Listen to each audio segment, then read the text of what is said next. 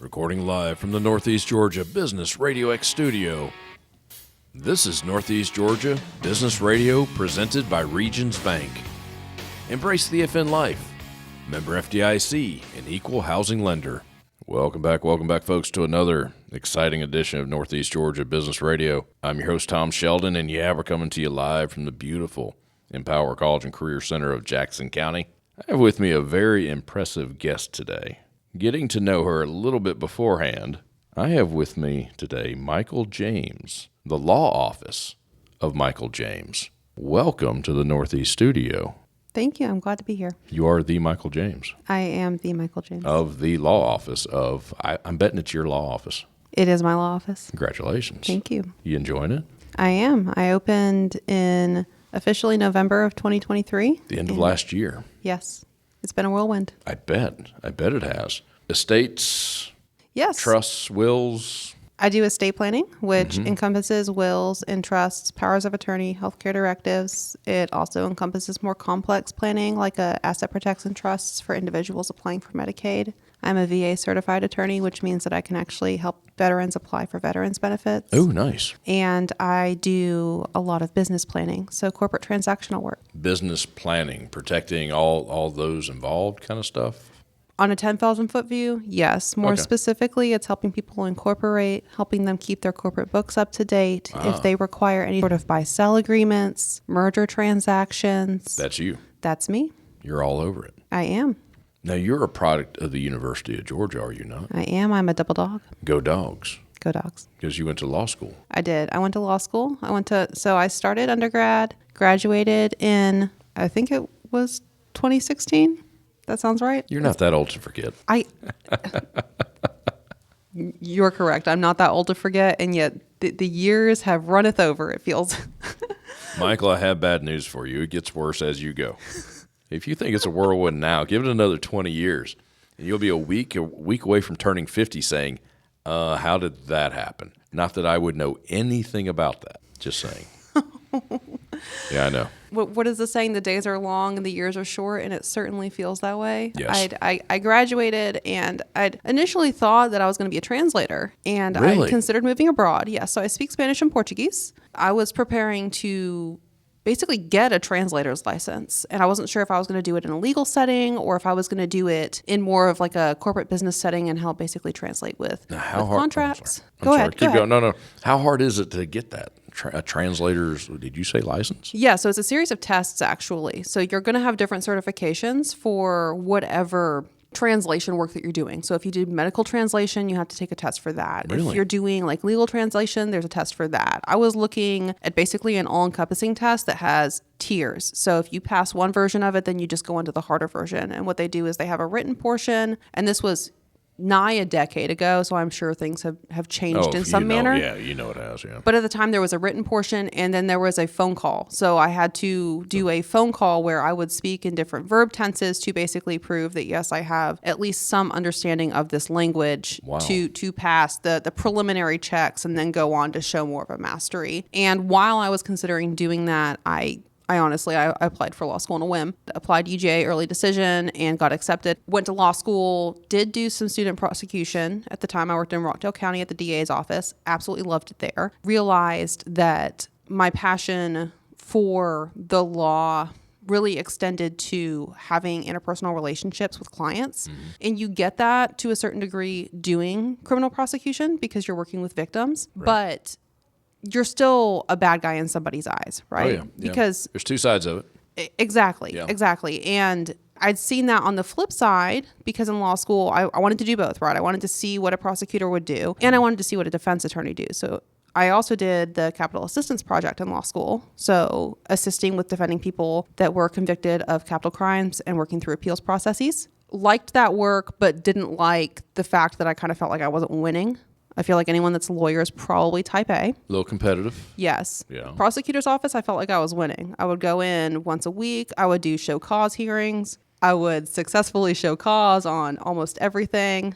I liked the winning element, but I really wanted that personal relationship with the client. And that's why I made the decision to look into elder law, which encompasses estate planning, estate administration, so helping a family run through the administration of a loved one's estate after they pass away, helping with special needs clients, either the planning portion of it, so do we need to create a trust, or assisting those individuals with more emergent planning. So if grandma needs a guardianship or conservatorship because she's unable to make decisions for herself anymore, Right. or if, God forbid, a minor child has gotten into some sort of an accident and has an insurance payout, well, now somebody's got to get qualified as a conservator for that child to ensure that the money's being managed for their benefit. That sounds deep. It is a lot of fun. Is it really? It is. So Stuff like that, especially the conservator part, that stuff scares me. I don't want anyone to be taken advantage of. No. Well, and Georgia has such great laws that protect. Oh, good. Yeah. So obviously, I've never been involved with it directly, so I didn't know that. I am a huge fan of the probate code. I really, truly think that our legislators in our state are here to improve the law and not necessarily push a bipartisan agenda, at least when it comes to the probate code. Right. I mean, Title 53, I have my claws in that all day, every day, working through it to make sure that, one, I'm following what the law says when I file a petition for a client, or when I'm helping walk someone through, what do we do when it comes to selling the house from this person's estate or making distributions from the estate. I want to make sure that we're following the law.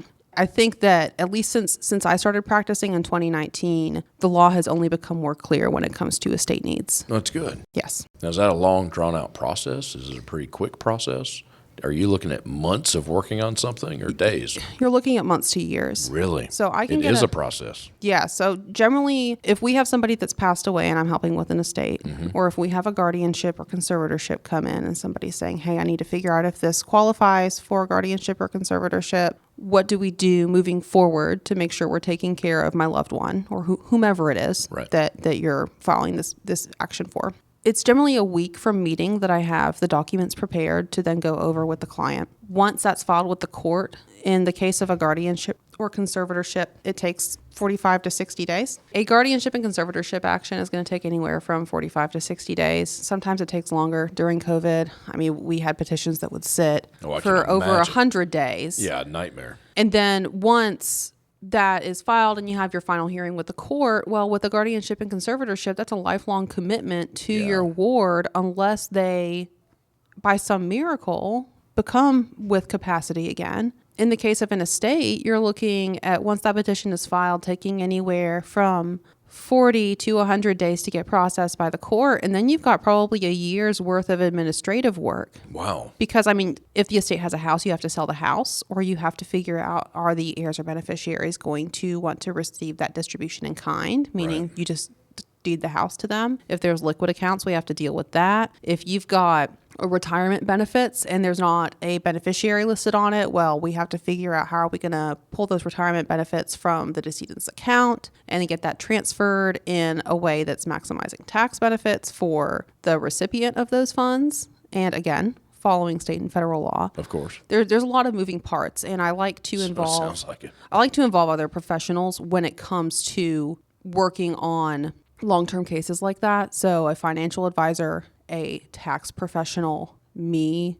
Oftentimes we'll deal with situations where if it's an estate, I'm involving somebody to come in and help clean up the house. There's a lot that goes into it, and I'm really there to help guide the person through that process. Isn't time of the essence, though, with all that? Time is of the essence. So I think last time I checked the statute, you have 6 months to file the will with the court, either not for probate or for probate. After death? Yes. Legal death. Yes. But you also have cases where, there's been an assumed passing of an individual, but we don't have proof of what caused that passing. And so then you're waiting on the coroner's office, or in some cases the GBI, to render a decision for cause of death. Right. And then, you run into a situation, which I've had multiple times, where you have to file basically a conservatorship for a missing person. Right. And then wait for the court to receive that death certificate from either the coroner's office or the Georgia Bureau of Investigation. The decision's finally made. Yes. And then you can move forward with filing your administration petition. Sounds like a process, and I know it is. Yes. Wow. It's a lot to keep up on. It's a good thing you're super intelligent. I appreciate you saying that. I'm just saying. You mentioned, this is going to be the perfect segue, Michael. You mentioned partners. You have a sphere of influence working with you. Yes. Here at Northeast Georgia Business RadioX, we also have great community partners. One of our community partners is Busy Bee Exterminators. Now, Busy Bee is a leading termite and pest control company that has been serving Georgia since 1972, longer than I've been alive. Family owned and locally operated, Busy Bee is proud of its solid reputation and most extensive guarantees available in the industry. They offer free inspections and evaluations to all potential customers, both residential and commercial. Visit busybeeexterminators.com for all the details. That's busy, B-E-E, exterminators.com. And while you're at it, visit our new website, negabrx.com, to see all our great community partners. Michael, you still with me? Yes. Awesome. What were we talking about? We were talking about trusts and wills. Yes. And hunting people down. Someone passes and there is an estate and things have to be sold or divided up, however that works. I have no idea what I'm talking about. Do you have to go and find potential people who have a right to property or something? Do you have to search people out? For the most part, the client that I'm working with has an understanding of who the family members are and who They've named them. Yes, they're named, or so when I say they're named in the will and they know who those people are. Right. Or it's a close family member saying, "Hey, mom has passed away," and then I walk them through the process of looking at the statute and then saying comparatively, let's look at who the heirs are, and then I can report that to the court. There have been certain situations where I've not known who all the heirs are, and you might have to do an heir determination with the court, or you might have to do some more research, which really is just Google sleuthing. Really? Yes. Legalized stalking, for Yes. lack of a better term. Yes, I have social media stalked people before if I've suspected that they are an heir, and then actually reached out to them. Really? With client permission, of course, to confirm what that relationship is. Because you're working with, your clients are everyday people. Yes. Your client's not the government. Correct. Yeah. Now, I do court-appointed work. So I do court-appointed attorney work in Jackson and Oconee and Clark counties. And what that means is I'm advocating for basically the respondent to like a guardianship or conservatorship action. Or if you have a minor child that's an heir or beneficiary of an estate, then I could be appointed as that person's guardian ad litem, which is a neutral advocate for a party. And I do guardian ad litem work as well. Gotcha. That might hit home a little bit, doesn't it? Yes. The guardianship? Yes. Well, so I had not a complete guardianship, but I did have temporary custody of my sister when she was a minor, and she lived with me over the summer 1 year before she went to university. And then now that she's moved back down to Georgia and is starting at UGA, we've decided to formalize our relationship by filing an adult petition for adoption. For adoption? Yes. So an adult adoption. For you, I know that's big. Yes. Very important. It is. It's important for us to be able to formalize that relationship. That's awesome. Yeah. And she'll be living with you, I guess. She's Here been living in the great state of Georgia. She's been living with me for, I think we're like 2 months shy of a year at this point. Okay. Congratulations on that. Thank you. So I will hopefully by July be formally considered a mother of two. Quite an age span between the two. But Yes. I'm kidding. But there is. Yeah. That's all right. You're smiling. Folks, she's smiling big. Are we going to have a party when it's all formalized? Sure, we can have a party, Tom. Nice. I always want to have a party. Are We'll you say kidding? part of me is smiling because I'm really excited for this big life event, but also because I don't have to update my will. Wow, a lazy attorney. No, I'm kidding. You are anything but lazy. Now, you do virtual meeting with people. Yes. You don't have to have them come into your office all the time. Correct. I imagine eventually you have to, no? I'm working on brick and mortar right now. When I initially opened my firm, I really wanted to continue working with my client base that I offered house calls to. As my work has grown and my corporate book of clients have grown, I've started doing a lot more virtual appointments, which is great because I do it in front of my 400-gallon saltwater tank at home. So clients get to see my fish. That is cool. Cool. I get a lot of requests. Can you show us Bandit the Shark? And I say, yes, I can. Wow. You have like a mascot. That's pretty cool. Yeah. That's smart.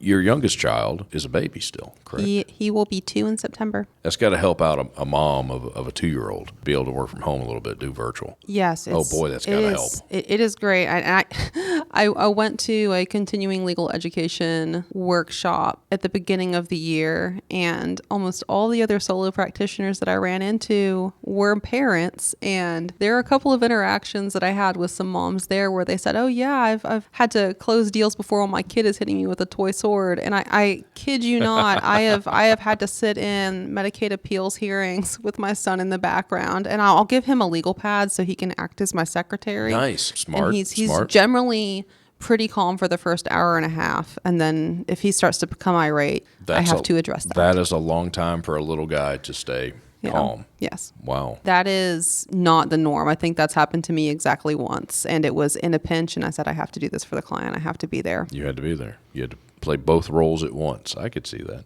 And we had a successful outcome. Well, congratulations on that. Yeah, I told the client, I said, I don't know if they're going to allow the appeal during the hearing, and they did. I thought we were going to have to wait for sure for an order to come down after the fact. But everything got wrapped up in a bow while we were on the phone.